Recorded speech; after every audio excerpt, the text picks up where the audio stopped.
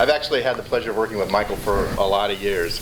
Initially as a GTA aquarist, senior aquarist, and then later on he came and worked in our facility as a research aquarist working with our tropical fish. And now it was wonderful to work on this project with him with some of my more interesting stakeholders. And I'm really looking forward to hearing some more about this. Okay, thanks, Mike. Okay. Thank you, Tim, and good afternoon, everyone. Thank you for coming. The topic for today is serious fun, life deep learning of CoA Hobbies. And before I get into the topic, I would like to say thank you to many people who has been helping me during the process. The first, of course, my major advisor, Dr. John Falk, and my committee member, Dr. Shang Ro, Dr. Tim Middle-Morgan, Dr. Han Kwang Lu, Dr. Sam Chen, and Dr. Phil Prato. And also, I would like to say thank you to the Department of Science and Math Education, all the instructors, and together with my college PhD student, they create an excellent learning community. And of course, Hatfield, the great community at Hatfield Marine Science Center and Oregon Sea Grant, especially the education team, aquarist team, and visit center volunteers. Thank you for your support and help through the years. I would also like to say thank you to all the CoA hobbyists who participate in this study. The CoA hobbyists in American CoA Club Association, Northwest CoA Club Association, and the online CoA Hobbies Discussion Forum, the Pound Forum, CoA Fan, CoA Mag, and CoA Beetle.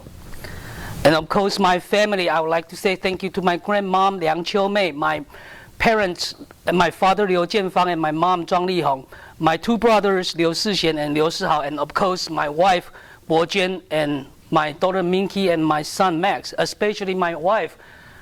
Without her support, patience, and love, I can make it here. Dennis, no, Harrison, make sure you get this one. Okay, whether you are aware or not, we are learning all the time, everywhere, every day.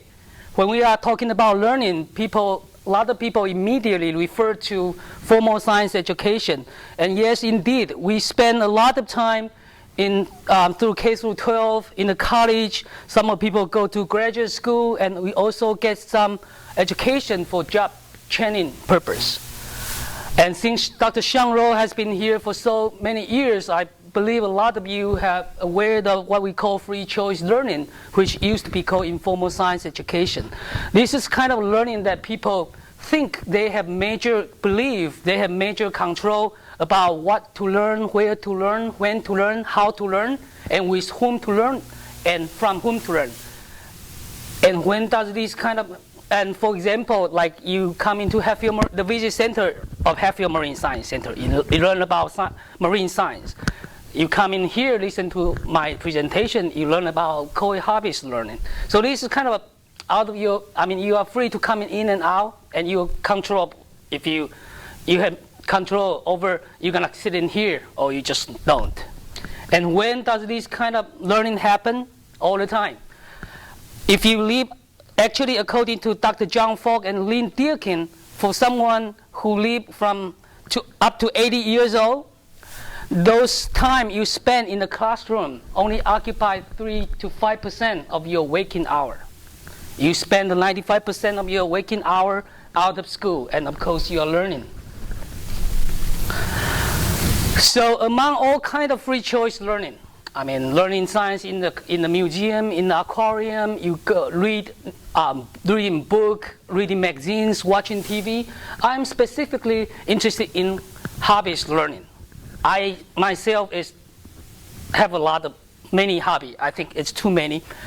And when I'm doing this study, I can see myself how much time and effort I put it into my hobby. And when I encounter some questions, how I search for all the information online, I ask people, and how I solve the problem. So I can see myself in the whole process. That's what I'm interested in. And so what is a hobby? It's something we do in our leisure time. It's fun to do. We have fun doing it. And when you are doing it, you have some immediate fulfillment. You have some reward, such as personal enrichment, such as self-actualization, self-expression, self-image, self-gratification, recreation, and you might get some financial return out of your hobby. You will also get some social rewards, such as social attraction, group accomplishment, contribution to maintenance and development of group. And so this is the fun part. I mean, it's fun to do, and you got so much benefit when you are doing it. But it's not only fun. Hobby is a serious business too. You spend a lot of time. It's a systematic and enduring activity. They involve a lot. They involve a lot of effort, and they lead to acquisition of knowledge, skill, and experience. The time when we are talking about hobby activity, it's not only happen when you are doing the hobby itself. It's not only happen when you are, say, fishing. I mean, you standing on a rock, or David, you fly fishing. It's not only happen when you are standing in the river casting. It happened even before and after that. You spend a lot of time searching for all the different kind of information about one subject. You apply all multiple learning skills, and you are learning complex content. And so it's fun, but it's not easy fun. It's a hard fun. This kind of activity will lead to fulfillment. But in order to get that kind of fulfillment, you have to work hard to achieve your goal and gain what you want. And what does hobbyist learning look like? It's high personal interest in the subject and strong motivation to learn. I mean, hobby is so fun that we like to do it. It's so fun when we are doing it, we forget to eat lunch, we forget to eat dinner, we forget to get the garbage out on the garbage collecting day. We got blamed by our wife, and we keep doing it. So we are very motivated to do the hobby activity. And that kind of learning is goal-oriented. In some situation, when I see another example for CoA hobbyists, you have problem. I mean, your CoA gets sick, and you try to find it, and that's kind of your goal, how to cure the disease of my fish, and that's how you learn. You have your goal in mind to look for all the information you need, and it's persistent and effort. Think about how many hours you put in your hobby per week, say, and then it's actually even interesting that I got a quote from one of my reference. He say, hobby is just like sex. You spend more time thinking about it than doing it. So when you are thinking about it, you're going to learn too. Okay? And all the knowledge you learn during the engagement, they are more richly and strongly connected under the subject. Okay? And a lot of time, CoA hobbyists emphasize the learning outcome, because that's what they are learning for, to solve the problem they have. So how do they learn? They have to search for all the information, use all the information in different degrees, depends on how much you want to put in. They decide what to learn next according to what they need and according to what they already know. Okay? So they can kind of custom-make their own learning package. Okay, and choosing what to learn, how to learn, when to learn, where to learn, and they also rely on themselves to find all the information and all the resources they need. So that custom-made learning package is for themselves only. So why CoA? I mean, by the way, those are CoAs, and also I have the picture for the first slide. There are over 14 million households in the United States have fish at home. And keeping fish is not a simple task. You have to know fish biology, aquatic ecology, aquatic chemistry, physics, microbiology, biology, life support system, and even genetics. And so for me, it's kind of good because they have to learn so many subjects. So it's easier for me to observe their learning process. That's why I pick up that when I originally designed my study, I would like to study on ornamental fish hobbyists. Not only CoA hobbyists, but ornamental fish, including freshwater ornamental fish, saltwater ornamental fish, goldfish, and koi. But after my pilot study, and I discussed with Dr. Tim Miller-Morgan a lot, I would like to focus on CoA hobbyists because they are actually very special and unique group compared with the other kind. So that's why I use CoA hobbyists as my subject to do this study. So the purpose of this study is to document the learning experience of CoA hobbyists. A lot of people are talking about hobbyist learning, but there's only very few research done on this subject. I would also like to know what factors will influence the CoA hobbyist learning. So my research question is, what source of information do they use to meet their need? And how do these factors will influence the use of these resources? And the rule of stage of engagement, I will explain this later, and also with the personal, social, cultural, and physical contextual factor. I will explain these two models in the next few slides. How this stage of engagement will affect their learning. So my hypothesis is yes, personal factors such as motivation and prior experience, prior knowledge, and social cultural factors such as how you interact with the other CoA hobbyists, and physical factors such as the problem that you encounter and the source of information available for you. Integrally, they will affect how CoA hobbyists learn during their engagement with their hobby. And the stage of CoA hobbyist engagement will also influence the use of these resources as well.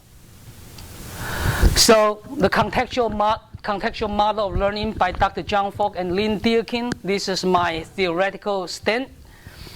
With this model, Dr. John Falk and Deakin describe personal factor, social cultural factor, and physical factor together they will affect how learner learn in a free choice learning environment. And apply this to my CoA hobby study. I have this the personal context as knowledge about CoA and CoA hobby, commitment to the hobby, and motivation. And for knowledge, your formal education, your related experience on CoA, your related training on CoA will affect your knowledge about CoA.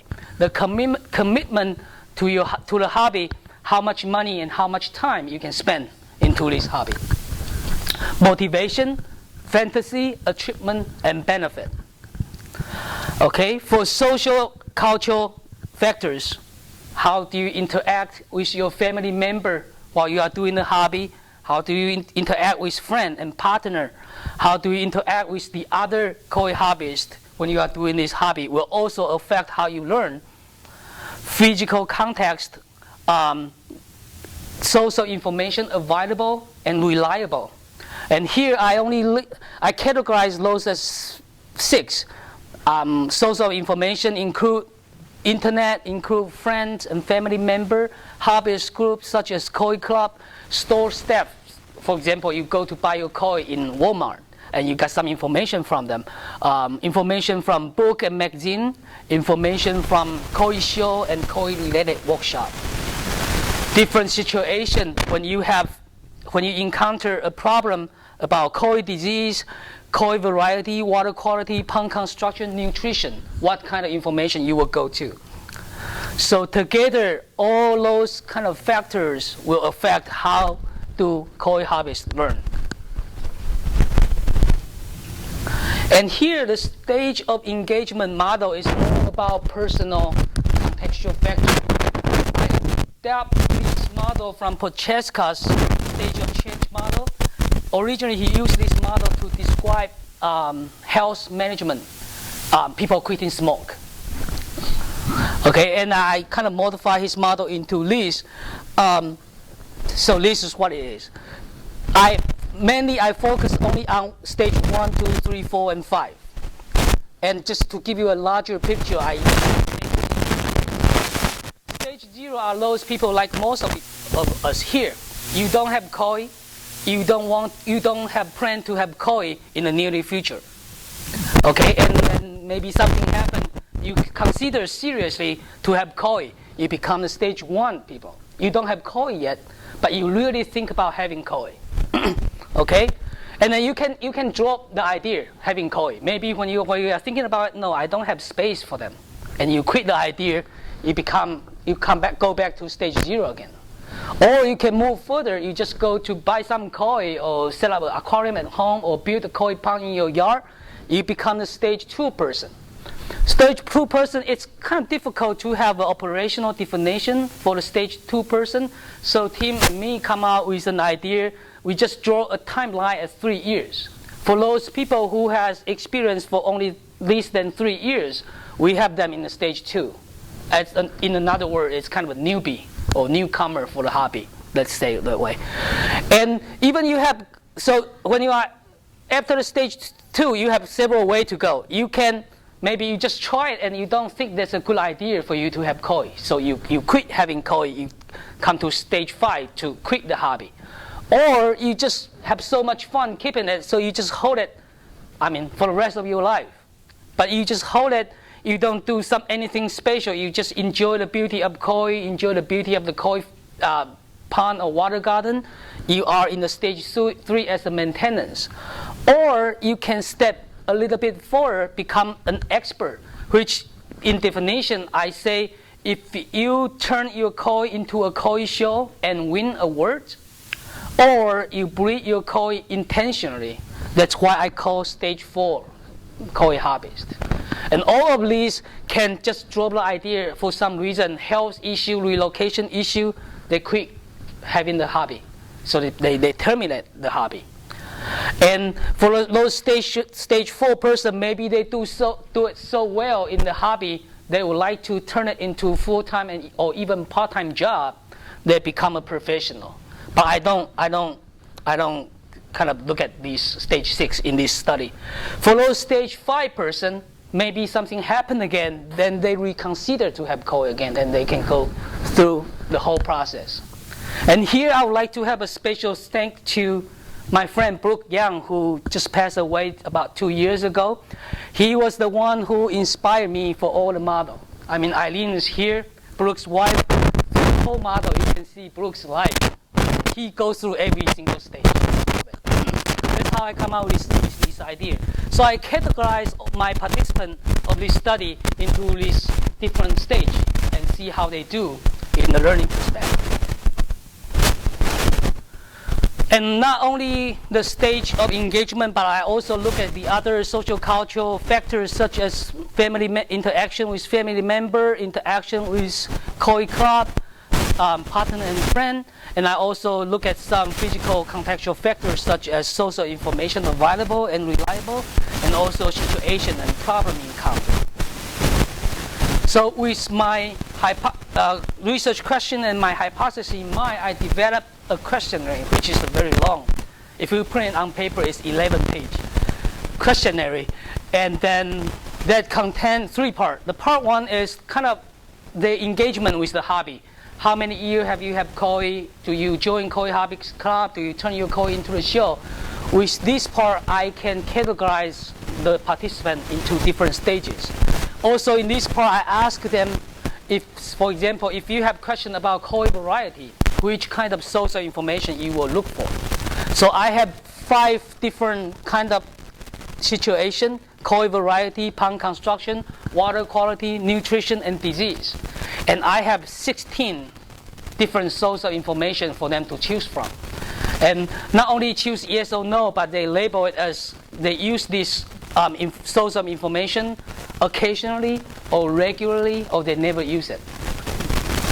Okay? And the second part is just how do you feel? Is your previous formal education important for your CoA hobby? Do you expect financial return? Some question like this.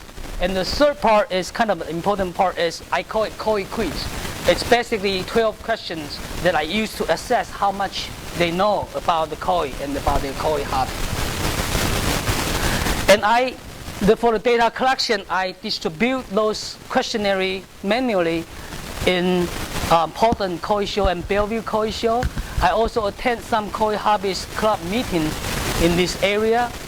And I also have those questionnaire online, put it online, and I send a link to American CoA Club Association and Pacific Northwest CoA Club Association, and ask their help to encourage their club member and member club to participate in this study.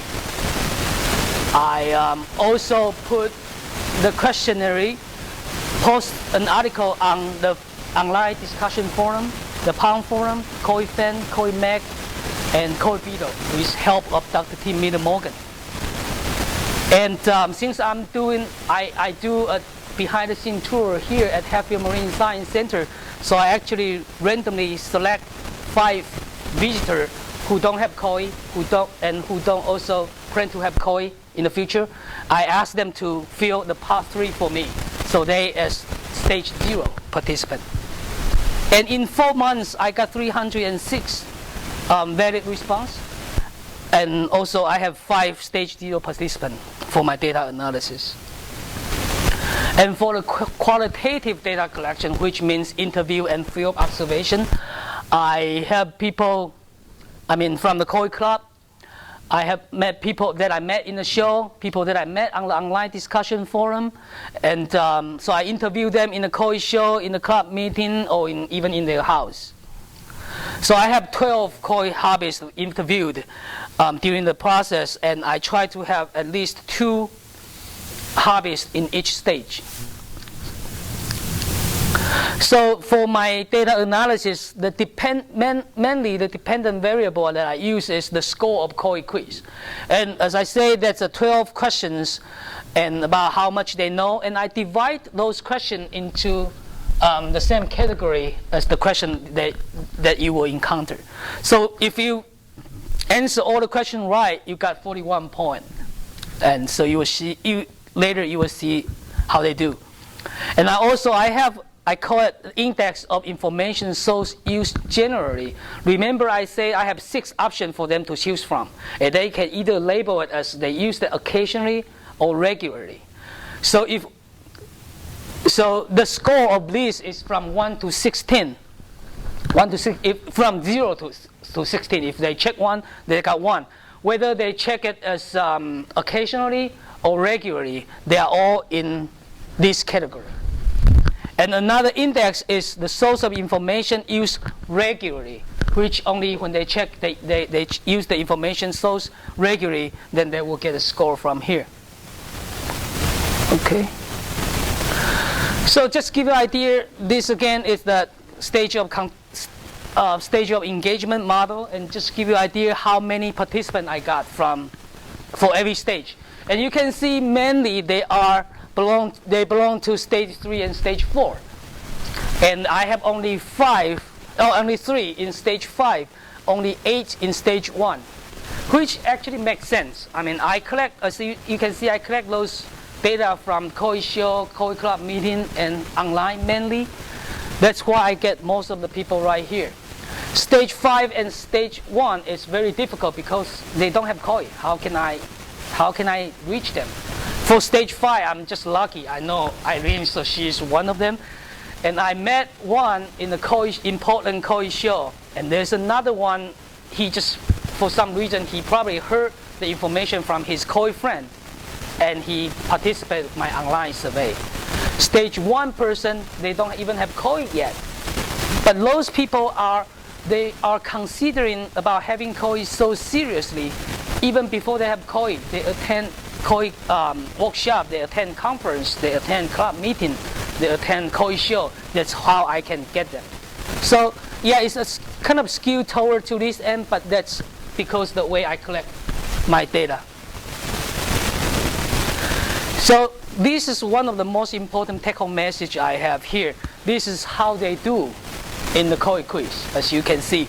This is the stage 0, stage 1, 2, 3, 4, 5. And obviously, stage 0, they know only a little bit about CoA hobby and CoA, right? And stage 1, 2, 3, and 5, there is no statistic difference between these 4 groups. Stage 4, of course, the expert, they know more than the other group. What I want you to pay special attention is the difference between the stage 0 and 1, the difference between stage 3 and 4, and the difference between stage 0 and stage 5. Okay. So here, usually when we are looking at a hobbyist, we actually use a very dichotomous way to see them. It's easy. We just draw a line right here. If you have CoA, you are a CoA hobbyist. If you don't have CoA, you are not a CoA hobbyist. Stage 5, we can call them ex-CoA hobbyists. We can call them that way. But is that true? The difference between stage 0 and 1 told us, I mean, you can see the stage 1, they don't have CoA yet, right? So they are not considered as a CoA hobbyist. But they know that so much about CoA, they're actually even the same as stage 2 and 3. So hobbyist learning start even before they physically engage with the hobby. When they are considered about having CoA, they start learning about CoA. Okay? And as I say, stage 3 and stage 4, these two groups, because their goals are different. One is just want to maintain the beautiful pond at home. The other is going to show their fish and win an award or breed their fish, so they know the knowledge about CoA are different too. The third one, if you look at stage 5 and you compare with the stage 0, most people, I mean, as I say, I have 3 stage 5 participants. Arlene, I believe you stopped having CoA like 3 years ago. There's another one 7 years. There's another one for 15 years. So even after they quit CoA for 15 years, those knowledge they gain during their engagement with their hobby still stay with them, compared with the other, the hobbyist in the other stage. Okay. So other than the stage of engagement, what else? Who knows more about CoA? Those people who has more experience of keeping CoA, for sure. The longer you keep CoA, the more you should know about them, right? For those who receive CoA-related professional training, know more about CoA. For those who join CoA Hobbies Club, know more about CoA. That makes sense. For those who attend CoA show, know more about CoA. For those who enter their CoA into the show, know more about CoA. That all makes sense. Interestingly, for those who join CoA Hobbies Club, it doesn't matter how many years have you joined the club. It matters how often you attend the club activity. Okay? For those who enter their fish attend CoA show, it doesn't matter how many years of experience you have been in attending the show. It matters how often you attend the show. I mean, in the past 3 years. For those who enter their CoA into the show, I mean, for contest, it matters if you enter the CoA into the show. It doesn't matter if you win an award or not. So what does this tell us? It's all about participation. The more you participate, the more you put yourself into the learning environment, the more you put yourself into the community of practice, you learn more about the subject. And this is what I kind of describe index of information source used generally and regularly. I would just like to show you the stage 1 hobbyists. See, even before they have CoA, they don't have CoA yet, but they search the most different kind of environment, source of information, and they use them very regularly too, compared with the other group. So here I would like to also see, as I say, I set up kind of 5 different situations. You have problem in CoA variety, you have question about CoA nutrition, CoA disease, water quality, and pond construction. Do they use the same source of information when they have questions from different kind of situation? It's actually no. I just do pair key test. The CoA variety is the index of information source used generally about CoA variety. Okay, and if you compare side by side, they are all significantly different, which means when they have encounter different situation, they use different kind of source of information too. But this one, pond construction and water quality, there's no significant difference. It's actually because of the way I designed the questionnaire. The question I ask in pond construction part is mostly about building a filter system. and filtration is about water quality. So they are actually related. They're not independent. That's why that's how I explain it. Didn't show difference between that two. So as I say, stage 3 and stage 4 person, they are different in goal, right? So they also learn differently too. So stage 4 hobbyists, they have longer year of experience. More of them have CoA related professional training. More of them join CoA Hobbies Club. More of them have frequently attend the CoA Club activity. More of them join the CoA show. They have longer experience of attending CoA show, and they are more frequently attending CoA show as well. The stage 4 compared with stage 3. And they also do better in the CoA Quiz, in total score and in questionnaire in each subject. They all do better than the stage 3. And they use more social information generally, regularly, and also in each subject they use more social information generally and regularly too. So stage 4 they learn more intensively than stage 3. And also stage 4, more stage 4 hobbyists think they experience having CoA, they experience keeping the other kind of pet, and even their formal education contribute to their to their success of CoA keeping. And more stage 4 person expect financial return for their CoA keeping. More stage 4 person contribute to CoA Club and online CoA discussion group. And for the financial return one, as I say, they are hobbyists. They don't make a profit out of. They are not professional. It's not their full-time or even part-time job, but they still expect some financial return, because one of the hobbyists I interviewed say to get some money and keep the hobby go longer, because they don't expect making money out of this hobby. What they told me is it's a money sucking machine. You don't make any money out of the hobby. You just keep buying new equipment and new CoA from that. So you have to get some money by selling your CoA and buy some more CoA. And when they have, so here as I say, I categorize those source information, and you can see here, stage 4 hobbyists, they tend to use book and magazine, CoA friend, CoA Club and CoA show, workshop and conference, and specialist. And here specialist means fish vet and biologist. So when they encounter questions, they go for this social information to find the answer they want. It's more kind of expert type of social information. Stage 3, they go to garden center and pet store, which is kind of more general type of social information. So they actually go from different direction when they need informations. And for CoA Variety specifically, stage 4 person, usually they go to CoA only retail shop. They don't buy their CoA in Walmart or PetSmart. And they do something similar too. They think being a CoA Club member help in their CoA keeping. They both participate in online and real physical CoA Club.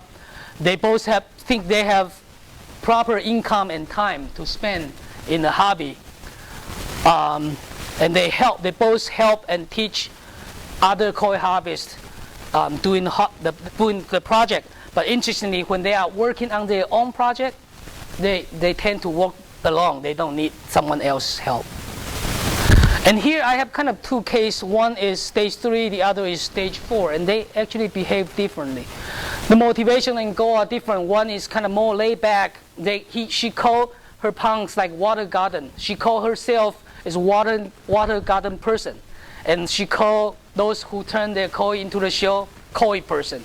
They are different kind, and so they treated their koi differently. But they both enjoy the quality time with their family in their koi pond. They both enjoy the admiration from their friend when they see their koi pond, and they feel relaxed when they are playing with their koi.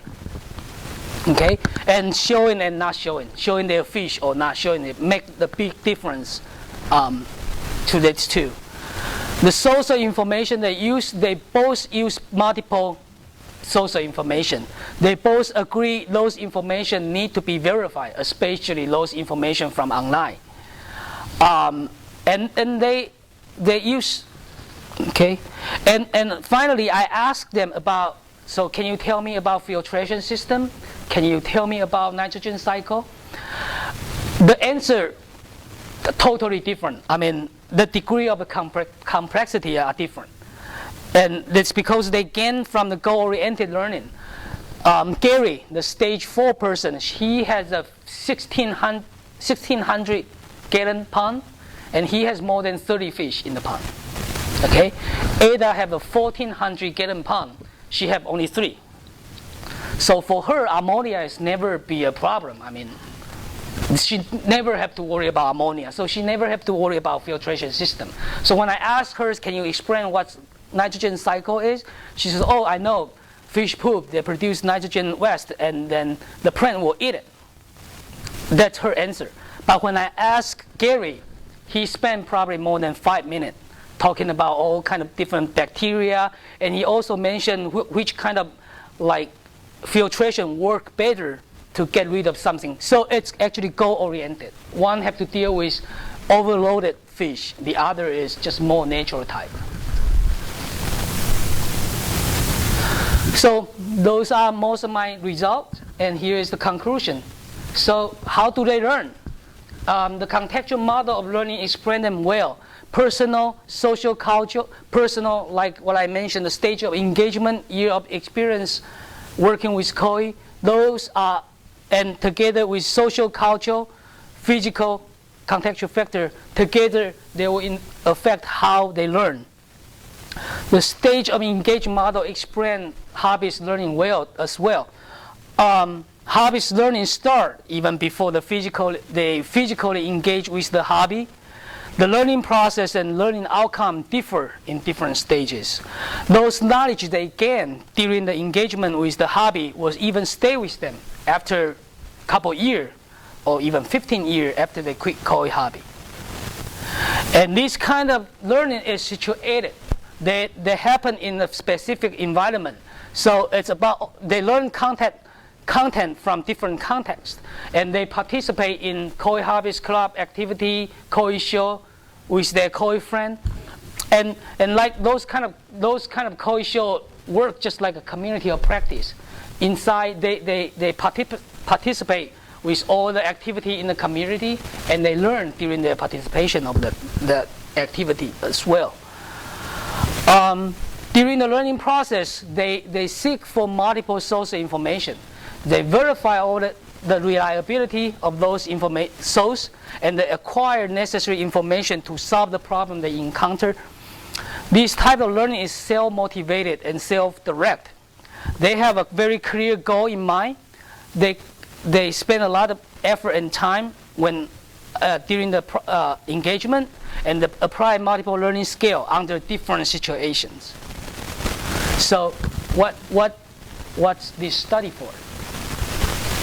Directly, they can contribute to Dr. Tim Miller-Morgan for CoA or ornamental fish outreach program. So, for example, we know stage 4, the expert kind, stage 4 CoA hobbyist usually will search for the information from CoA retail shop, more kind of expert type shop. So if this outreach program is going to promote the high-end CoA hobbyist, we can concentrate our outreach effort in that specific time. If this outreach program is going to promote the CoA, like the beginner, then we should know where the stage 1 and stage 2 CoA hobbyists to go when they have questions, so we can focus on that part.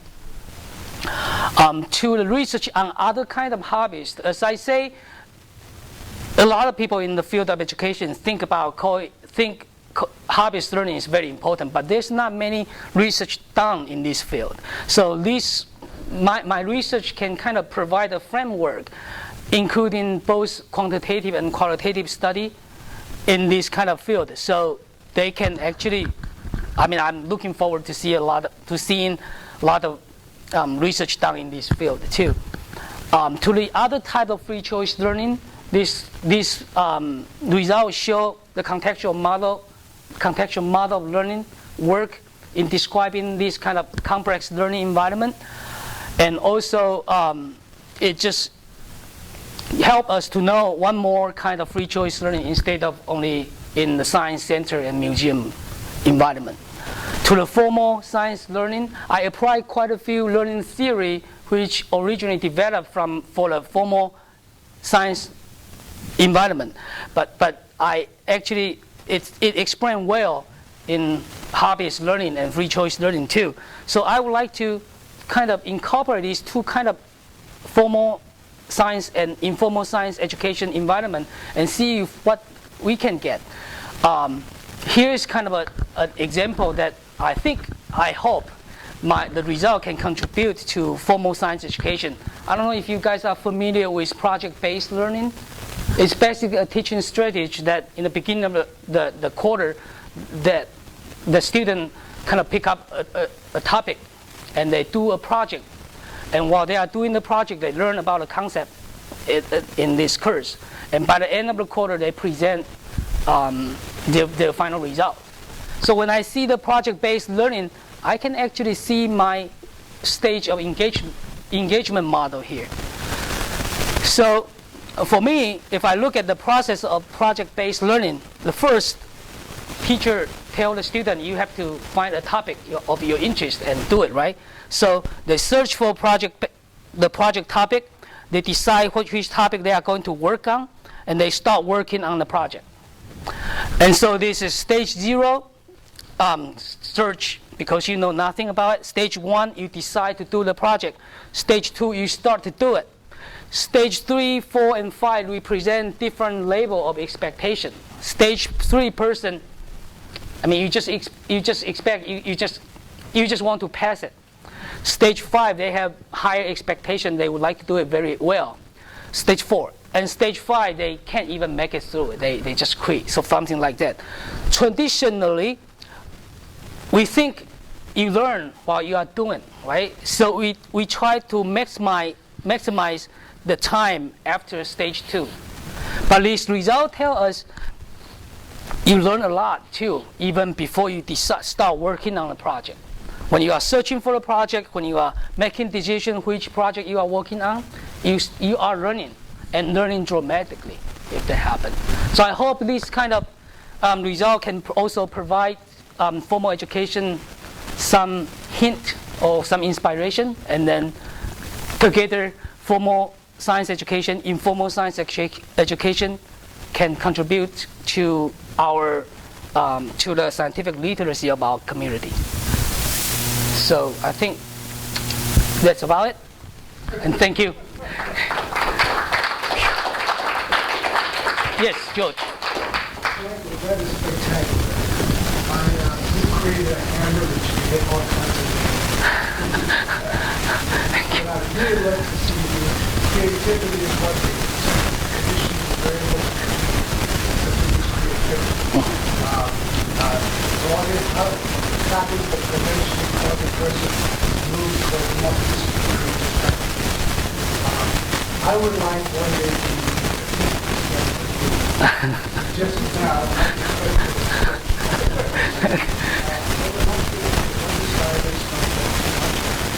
okay? And I want you to see how you learn, how you develop, and I want you to compare the two. Okay? That would be amazing. Also, I think that the best communication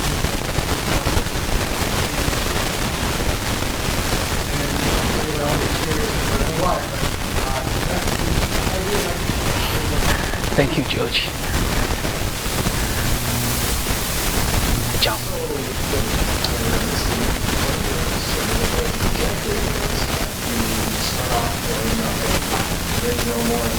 Mm-hmm.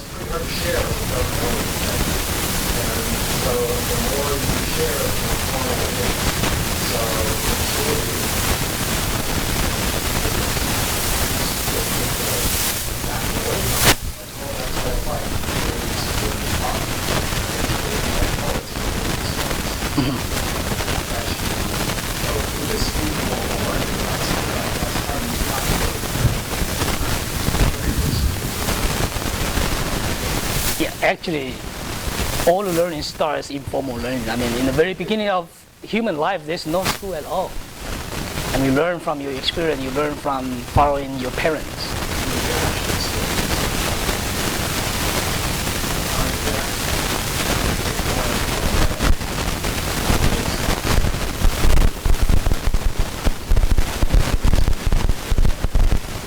Oh, you mean school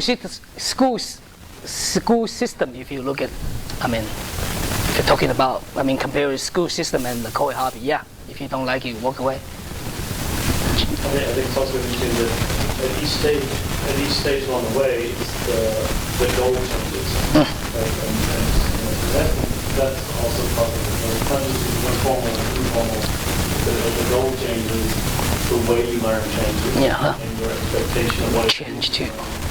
Yeah. Uh-huh. counts as information in terms of learning. Yeah, and when we are talking about learning, it doesn't necessarily only mean you learn the content.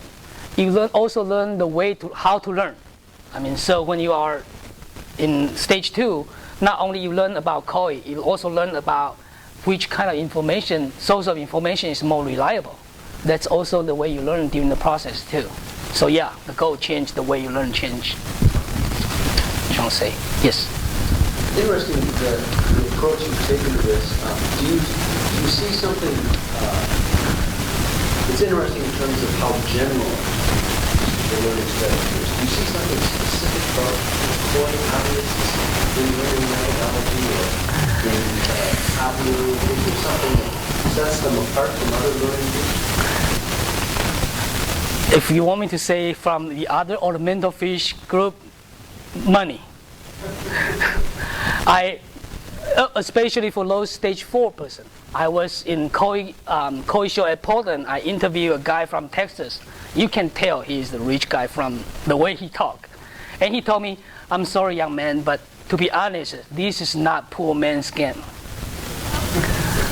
Yeah, they cost 10, 20 million dollars a piece to have very high-end CoA. So, yeah, it's about money. And different from, I mean, when we are talking about ornamental fish hobbyists, I mean, I'm not talking about those who has betta fish in a glass bowl with a cup of water. Okay, and you compare with a pond, a CoA pond, we're talking about 1,400 gallon. I mean, I have someone have like 18,000 gallon pond, and in which you need a property. You need a big house with the pond. I mean, so it's, yeah. And for those stage 4, also they breed their CoA, right? They turn into their CoA show. They spend more money buying good potential CoA, and they spend more money buying the potential parent to get high quality of baby CoA. So, two quick answer. I mean, of course, there's a lot of difference between those groups, but quick answer is money. Make quite a few different from those. Yes. The other point I think we can explore is kind of the public versus private or social versus individual tendencies for hobbyists. Mm-hmm. Like for people, it's money, and money means you have to interact. And you have that one up there, people like to interact and mentor, but they really wanted to be by themselves to enjoy their hobby. So I think if you look at different hobbies or different ways, in formal and informal learning, those people want to learn on their own and just kind of go all the way through. And those ones that they do want to learn in the group and socialize that. Very good comment. Even in the CoA Hobbies itself, I get this result because the way I approach them. because I approach my participant from CoA show, CoA club, that way. There are, I think there are more people, they have CoA, but they don't join any CoA club, they don't attend any CoA show. There are more, that kind of people over there that I have problem to reach, right? So if I sample, if I collect my data from the other side, then I will have totally different story. So yeah, even, I totally agree, if we look at different kind of hobby, I will come out with different results. And as I say, even the same CoA hobbyist, if I approach them differently, I will get different results as well. But I'm not sure you get a different result with that trajectory of learning. That would be what would be a key step. Really, when you're exploring something new, it's when you do that big jump in knowledge. Yes. I think you need to address the problem. You see a point and you fall as well, and that's how it's progressed. Yep. And the hobby itself is dictates that it's going to go over and through. Yes, that is. My question is, you take stage 1 to stage 5. You said mostly informal. Is there any formal learning for CoA? From what I'm understanding informal definition, really, it's all like their choice, right? Yeah, if you call it free choice, there are some gray area there. If you consider Dr. Tim's workshop they're happen in the classroom, but they are still free of choice, right? They decide like some. So I would say most of that kind of learning are informal. But do remember, one of the results I show, stage 4 person, they think their formal education contribute to their success in CoA hobby. So they do also apply some knowledge they gain during their formal education into their CoA hobbies club. But it's funny that all the people I interview, I ask them. When I ask about nitrogen cycle, filtration, I think, can you recall any that you learned from the school? I say, no, nothing. Most of them say, no, I never learned this. Or if I learn, I forget about it. I start all over when I have this hobby or when I start keeping fish. But yeah, there are some contribution of formal education to the CoA hobby as well. Probably the closest is going to be the judging membership program. That's a 5-year, at least a 5-year process to become certified in the U.S. There's specific requirements. Yeah, but again, if you use the definition of free choice learning, they are still free of choice. You decide if you like to go through that trajectory or not. No one can, in the classroom, in the grade school, you have to sit there, but CoA hobby, you don't have to. No one forces you to become a CoA judge that way. Formal in terms of formal structure, certification, formal education. But it's still a formal education where you have a lot of choice. As a formal. Yeah. Okay. Any other questions? Yes, Megan.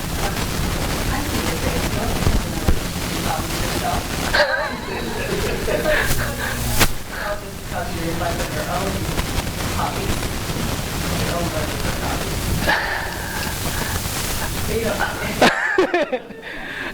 As I say in the very beginning, I see myself when I'm doing this. When I'm interviewing those stage 4 person, I see myself like, this is what I do. This is what I learned. That's what I start with. I got all the aha moment when I interview them and look at the data. That's how I come out with. Yes, Julie. Your question, genealogy is my favorite topic. I find that it follows right along with the path. Start out knowing everything, like see what to learn, then you progress. At first, it's just a technique thing, and you really know it.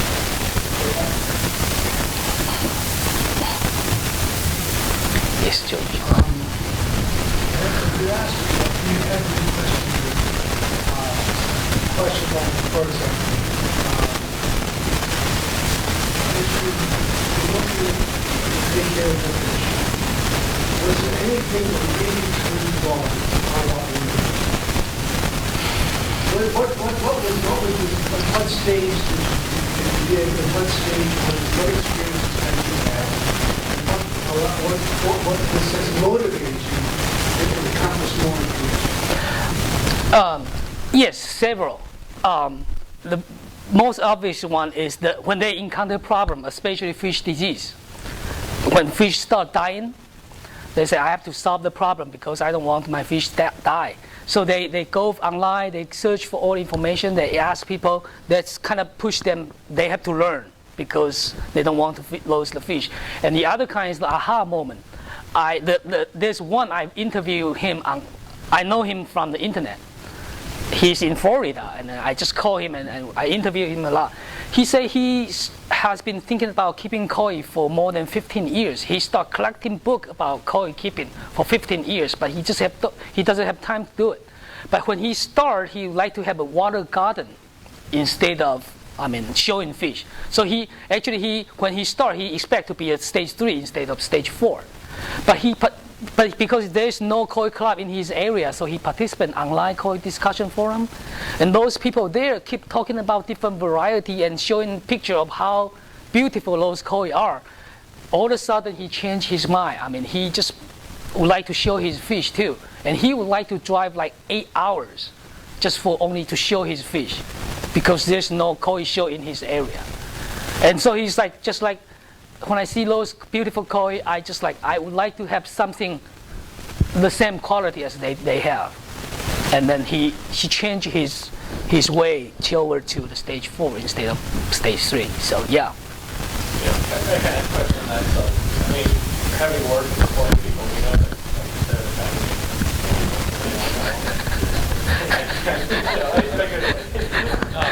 do you think that skewed your results at all? Like you go to a koi person and they'll sell their house to save a fish. You go to a puppy person,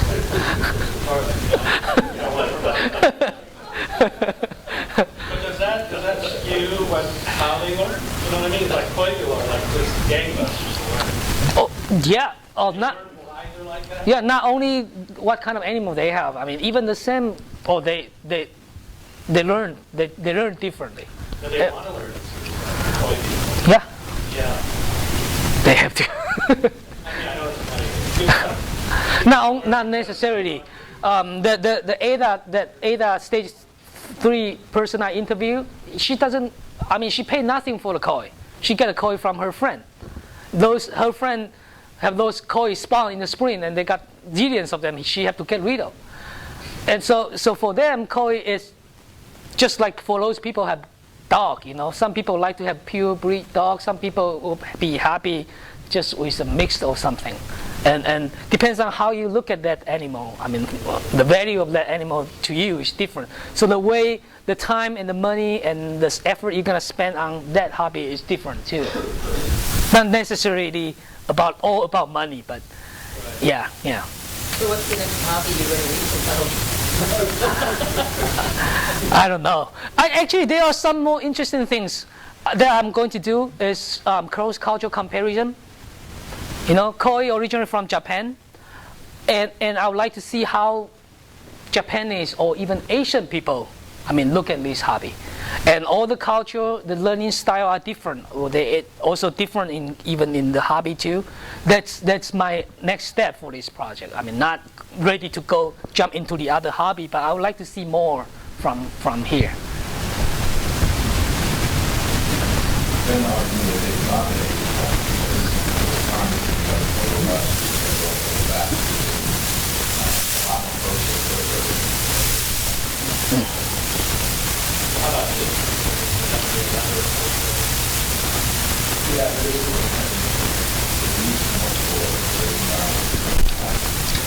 Yeah. Okay, it's about time. If you don't have any question, thank you. Thank you.